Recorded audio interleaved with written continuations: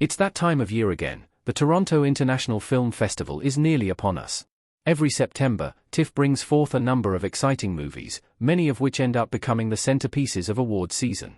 Last year's festival featured major titles like The Wild Robot, Conclave, and The Life of Chuck. This year's TIFF is doubly exciting because it's the festival's 50th year, and it's my very first time attending. It's always been a dream of mine to go, and every year I've gobbled up every review and scrap of news that came out of the event. This time, I'll get to experience it myself. Taking place September 4th to 14th, the TIFF 2025 lineup is full of exciting titles from incredible filmmakers and actors.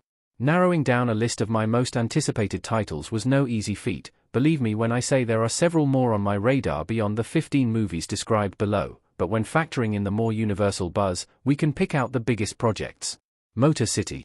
Alan Ritchson standing in front of bars with a tense expression on his face in Motor City.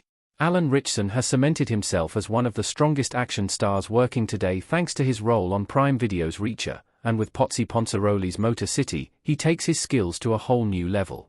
Here, he plays a man framed for a crime he didn't commit and sent to prison. Years later, when he's released, he sets out on a path of revenge. Motor City's supporting cast includes Shailene Woodley as Ritchson's love interest and Ben Foster as the gangster who frames him.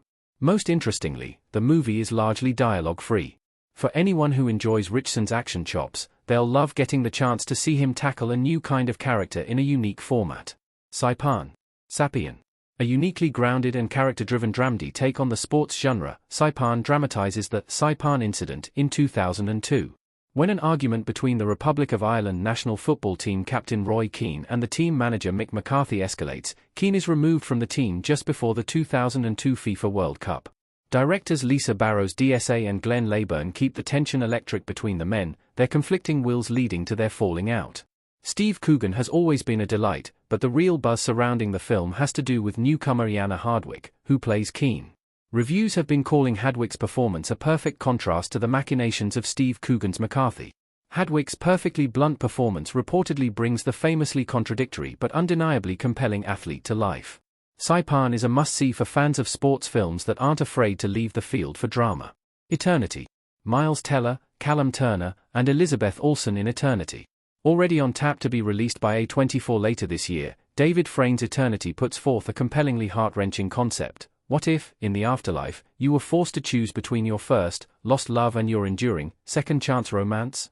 Any fan of speculative fiction and romance will be intrigued by this one. Elizabeth Olsen plays a recently deceased woman who finds herself in the afterlife and given 1 week to choose who to spend eternity with. She's caught between her partner of several decades, Larry, Miles Teller, and her first husband, Luke, Callum Turner, who died tragically young. The cast alone is great, but I'm especially excited to see where the thought-provoking concept goes. Plus, based on the trailer, it looks like Frayn has constructed a vibrant world that'll be amazing to see on the big screen. Lost Bus? Matthew McConaughey holding up a radio in The Lost Bus. The Lost Bus looks like a thrilling return for Paul Greengrass. The director's first movie in 5 years, The Lost Bus is an intense survival drama set during the 2018 Camp Fire. Starring Matthew McConaughey and America Ferrera as a bus driver and school teacher caught amid the chaos of the wildfire, the film quickly becomes a classic nail-biter. The Lost Bus has been earning strong reviews from TIFF, suggesting the film is another potential hit from the Bourne franchise director. Called an instant classic of the disaster genre by many of the critics who've seen it, I can't wait to see how Greengrass brings fresh life to the harrowing real-life story. The Christophers. Michaela Coel looks at Ian McKellen, who stands in a doorway, in The Christophers. Steven Soderbergh's Black Bag is one of my favorite movies of 2025 so far, so it's no surprise that I'm eagerly anticipating the director's next feature, with another Magneto actor, no less. The Christophers stars Ian McKellen as a renowned artist whose children, Jessica Gunning and James Corden, devise a scheme to have a forger, Michaela Coel, complete his unfinished works and earn a profit off their sale. McKellen and Coel will go toe-to-toe in this comedy, promising an unexpectedly fascinating pairing. This year alone, Soderbergh has produced a ghostly horror film, Presence, and a slow-burn spy thriller, Black Bag, so to see him turn so suddenly to a comedy rife with familial intrigue and a touch of deception makes The Christophers a must-watch TIFF entry. Ballad of a Small Player. Colin Farrell lit in neon from behind in The Ballad of a Small Player. Director Edward Berger has become a major name during award seasons, with his last 2 efforts, All Quiet on the Western Front and Conclave, picking up a slew of trophies from various organizations. Ballad of a Small Player could very well earn similar acclaim.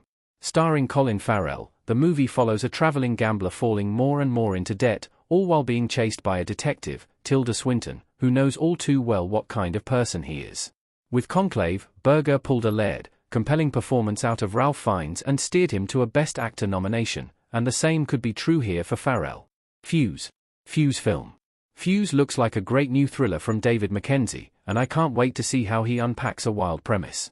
Against the backdrop of Major Will Tranter trying to deal with an unearthed and deadly WWI-era bomb in the heart of London, the criminal Carolese and his crew use the chaos to pull off a bank heist. While reviews suggest the twisty thriller works better when it's more straightforward, they've also agreed that the film is an absolute blast.